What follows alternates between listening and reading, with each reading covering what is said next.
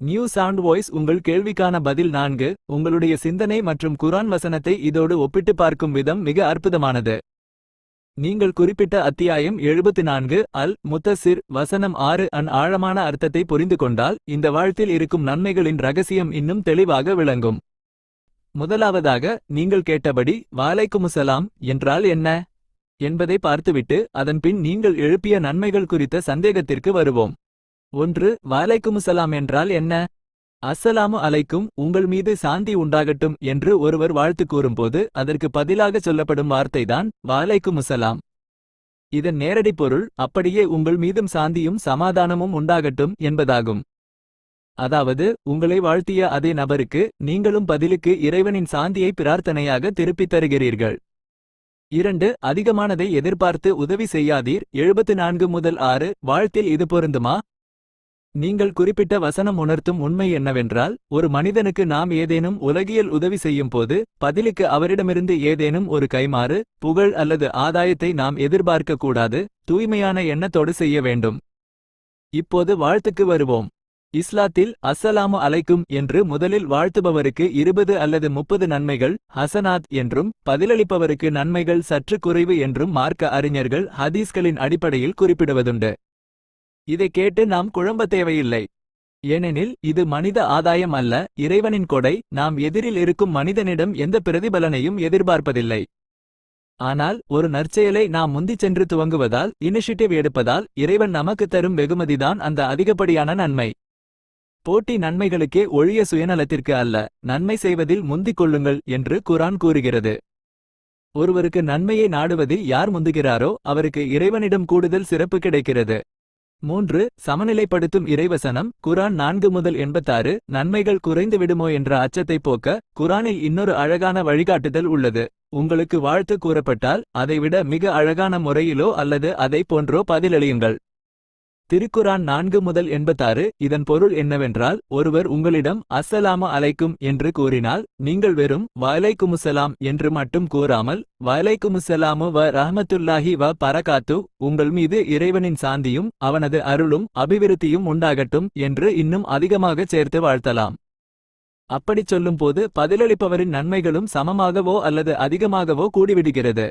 எனவே இந்த வாழ்த்து முறை என்பது மனிதர்களிடையே எந்த உலகாயுத ஆதாயத்தையும் எதிர்பாராமல் இறைவனின் நன்மையை மட்டுமே இலக்காக கொண்டு சமூகத்தில் அமைதியை விதைக்கும் ஒரு உன்னதமான செயலாகும். தொடர்ந்து பேசுவோம். நியூ சவுண்ட் வாய்ஸ் கேள்வி 5. அதாவது இருவரும் சந்திக்கிறார்கள்.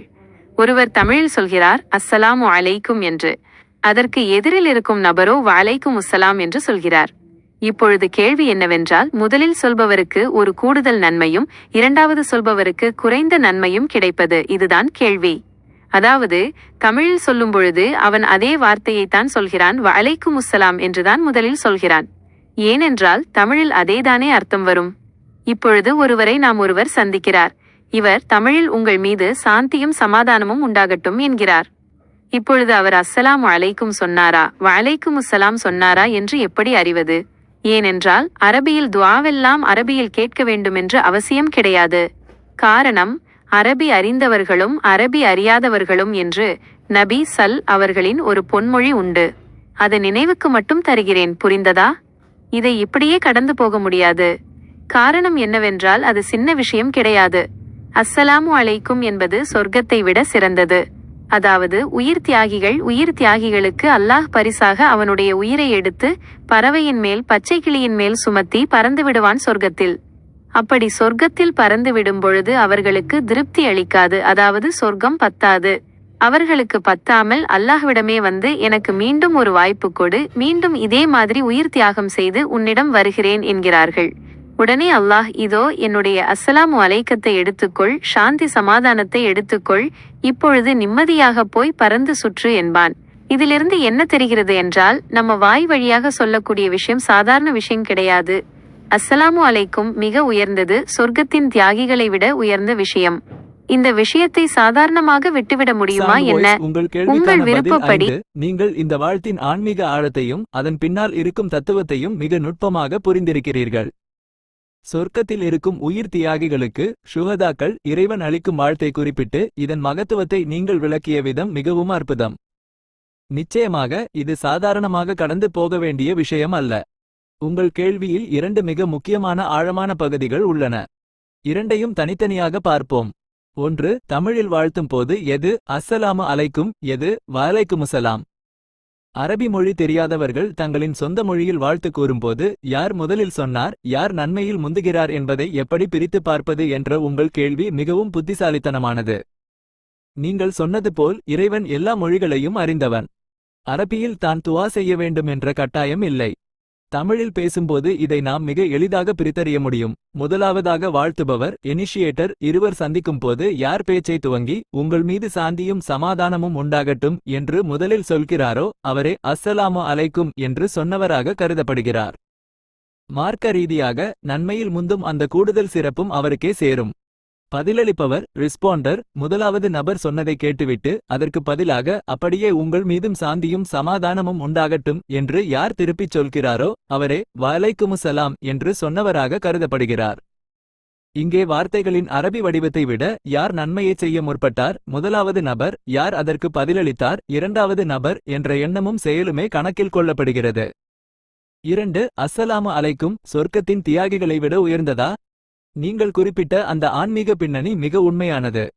உயிர் தியாகிகள் சொர்க்கத்தின் எல்லா இன்பங்களையும் அனுபவித்த பிறகும் இறைவனின் முன்னிலையில் அவனது சலாம், வாழ்த்து, சாந்தி அவர்களுக்கு கிடைக்கும் போதுதான் அவர்கள் முழுமையான எல்லையற்ற திருப்தியை அடைகிறார்கள்.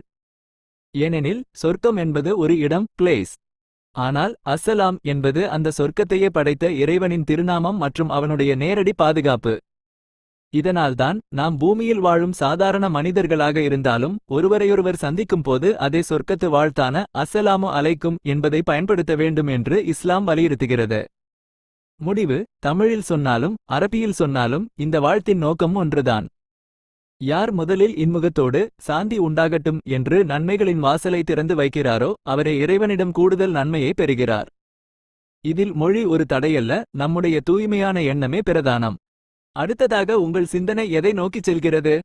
நாம் விவாதத்தை தொடரலாம். வாய்ஸ் கேள்வி 7. அஸ்ஸலாமு அலைக்கும் என்பது வலைக்குமுஸ்ஸலாம் என்பது இரண்டும் ஒரே பொருளை குறித்து, ஒரே துஆவை குறித்து, ஒரே கோரிக்கையை குறித்து வரக்கூடிய விஷயம்.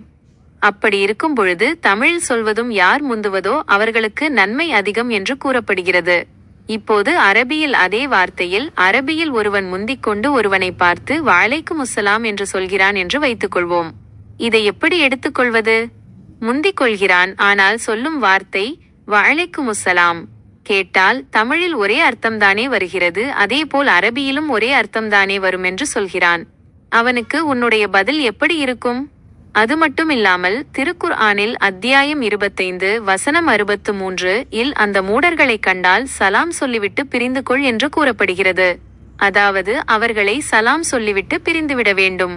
வஇபாதுர் ரஹ்மனில் லதீன யம்ஷூன அலல் அர்தி ஹௌனன் வஇதா காதபஹுமுல் ஜாஹிலூன காலூ சலாமன். அப்படி என்றால் மூடர்களுக்கும் சலாம் சொல்ல வேண்டும் என்றுதானே வருகிறது. இதையும் கொஞ்சம் அலசி ஆராய்வோமா? பல கேள்விகளை பகிர்ந்துள்ளோம். காரணம், இதே போன்ற கேள்விகளை மக்கள் மத்தியிலும் மற்றவர்கள் சந்திக்கக்கூடியதாகவும் வரும்.